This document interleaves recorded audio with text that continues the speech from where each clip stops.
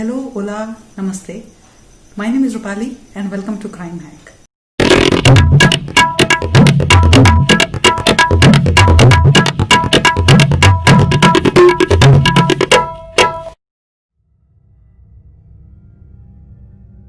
Children are considered to be innocent and pure of heart. They are also usually forgiven because they don't know what's right and what's wrong, from the smallest thing to the biggest sin. And parents' protectiveness towards their children is also a very real thing. So what will you do if you found out that your child, who hasn't even reached his teen years, has killed someone? Will you consider it a murder and let your child be tried in the court, in the media, in front of the whole world? Or will you consider it as just an accident because your child didn't know what he was doing and he doesn't need to be judged before the world for this one mistake which happened to be such a big deal?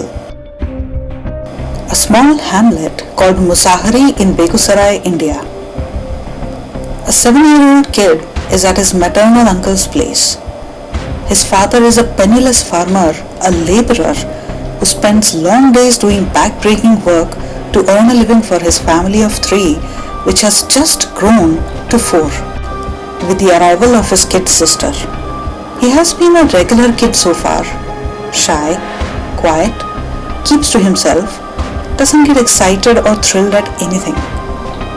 In short, quite manageable for the mother who must be struggling with the financial situation at home and a husband who does hard labor the whole day long and comes home cranky.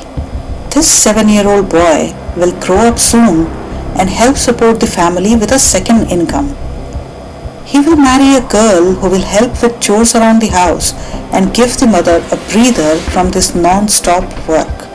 A lot of hopes are tied to this boy, and so when he picks up his infant cousin and takes her out, everybody thinks he just wants to play.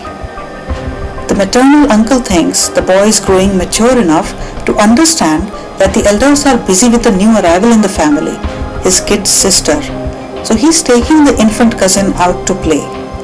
The uncle's heart fills with pride at how well his nephew is growing up.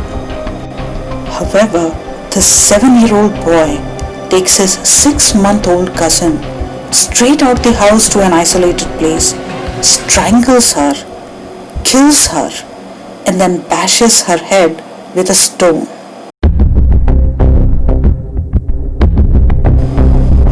In India, most marriages are arranged by the families, and because the bride goes to live with the family of the groom, the bride's family is humble and polite towards the groom and his family. The groom is given a lot of importance and respect by the in-laws, especially the brother of the bride. A brother is usually very protective towards his sister. Do you feel protective towards your sister? So if the 7-year-old boy of your sister kills your child, will you remain quiet, not file a police complaint? Or will you drag them to court? Watch your nephew, who's just a kid, be prosecuted and humiliated in front of the whole world. See him go to jail? What if your sister begs you not to do it?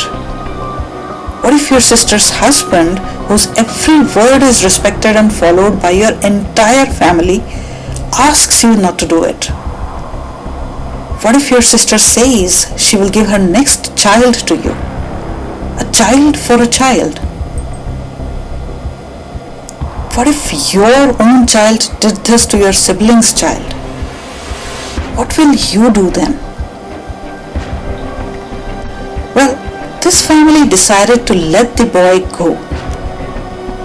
Maybe he acted stupidly, maybe he acted out of jealousy, maybe he didn't know what he was doing. Maybe he would realize what a grave mistake he had done and would feel deep remorse later on. A few months pass by and life starts to get back to normal. Then one day, this boy picks up his baby sister from his mother's lap, takes her outside, strangles her, and then bashes her head in with a rock. Second infant, just 8 months old. This time his own sister. What will the elders do now? They know this boy has become a serial killer, but they have lost one child already. Are they ready to lose the second child by going to the police? The brother doesn't have to suffer the loss of a child alone now that the sister has lost her child too. The pain has become mutual. Moreover, they are all out of infants now. No more infants to kill. So will the killings stop? It's a gamble. But then again, there's nothing to lose anymore, right? So do they let the boy go again? It's their own flesh and blood. No matter how crooked, he's their own. Maybe they will never forgive him. Maybe they can never treat him well after this. But destroying his future? His life? Can they do that? The family decides to let the boy go again. They cover it up somehow. A few more months pass by. The boy, who usually kept to himself, was quiet and never felt exhilaration about anything, has found out that hurting others brings pleasure to him. That's the only thing that brings a smile to his face, and his excitement knows no bounds. It is basic human nature that when we are happy, we want to share our happiness with everyone. The boy is no different. He spills out the secret to his happiness, but whenever he tells anyone about it, he sees utter shock on their faces and sees them get scared of him.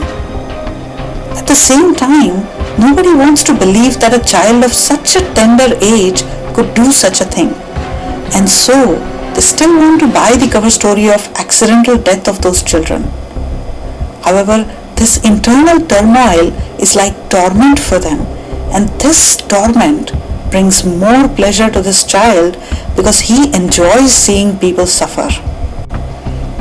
Then one day, Khushbu, a 6-month-old infant, dozes off at the local primary school, and the mother finds her chance to finish the house chores.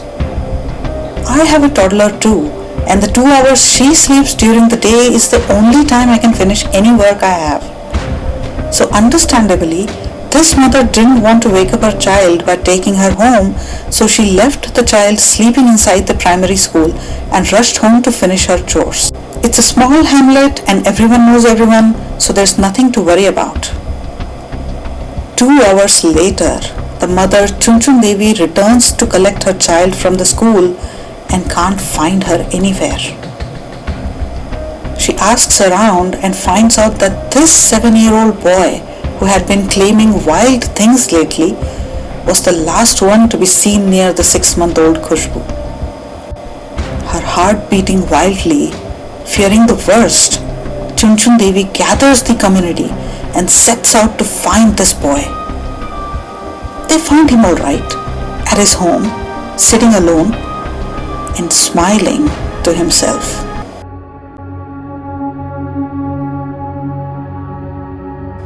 It was a lazy afternoon when the phone rang at the Bhagwanpur police station. When the policeman picked it up, they had never imagined that it would unravel one of the strangest and mind-numbing serial killing spree. The call was from a small village in their jurisdiction. The villagers claimed that they had captured a ruthless murderer, Amardeep Sada. The police rushed to the village immediately, but when they reached, the villagers handed them an 8-year-old kid. But when the villagers told them that this kid, Amardeep Sada, was the gruesome murderer, the police were dumbfounded. No, get out of here. Really? They looked at the boy. The innocent-looking kid was smiling all through this ruckus, enjoying the buzz around him. Does he even realize that the villagers are feeding him to the shark? Where are his parents? The police asked the villagers. They fled the village not long before you arrived, the villagers claimed. That was unfortunate because the villagers were dead set about sending this boy to jail. Well, the boy was not realizing how grave the situation was for him, and his parents had fled when they should have stayed to protect him. Was it that the crime was committed by the parents, so they fled and the boy somehow got left behind to take the blame? Not believing the villager's story for a minute, the policeman took the boy aside and asked him what happened. "Give me biscuits and I'll tell you," he said. "Okay." Biscuits were brought in and he ate them with a huge smile pasted onto his face. After he was done eating, he confessed to the crime of killing the baby girl Khushbu. His smile had broadened, looking at the dumbfounded faces of the cops. "I can tell you more," he teased. The policemen were not sure they were ready for more, but they had to ask. "Give me more biscuits and I'll tell you," the boy said. So the villagers were telling the truth. Upon further investigation, the boy's maternal uncle confirmed every word of the story. The police had already noted that abnormality was clearly visible in the child. The way he talked less and smiled more while talking about the murders, the lack of remorse, the twinkle in his eyes upon seeing them shocked and speechless. The boy didn't seem to be aware of the gravity of his crime. They took him straight to a psychologist for medical examination, where the psychologist confirmed that prima facie the boy appears to be a sadist who derives pleasure out of hurting others. It appears that the boy is a psychopath who does not have a sense of right or wrong. However, this can be confirmed only after psychoanalysis, the report read. Nand Kumar, a psychotherapist with the All India Institute of Medical Sciences, said, "Such cases need immediate medical intervention. Doctors need to address the chemical imbalance in the patient's brains." Kumar added that while such cases are not rare, the intensity of Amardeep's action was a dangerous symptom. Such aggression may be hereditary and may be caused because of great chemical upheavals in the brain. Amardeep was diagnosed with a condition called the conduct disorder, a mental state wherein a patient feels a sense of gratification after inflicting injuries onto others. However, the doctors also opined that this condition could be cured completely through medication and therapies. Ultimately, the boy was charged with murder and tried as a juvenile. According to Indian law, he could not be imprisoned for more than 3 years, but during those 3 years, he was confined to solitary for the safety of other juveniles. However, it is said that he spent time in the juvenile facility till he turned 18, underwent psychotherapy all these years, got cured, and then was released under a different identity.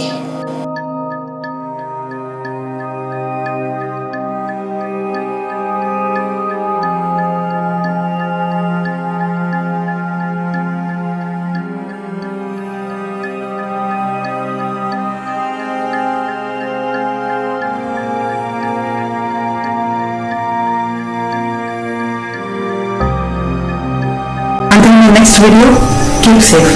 Namaste.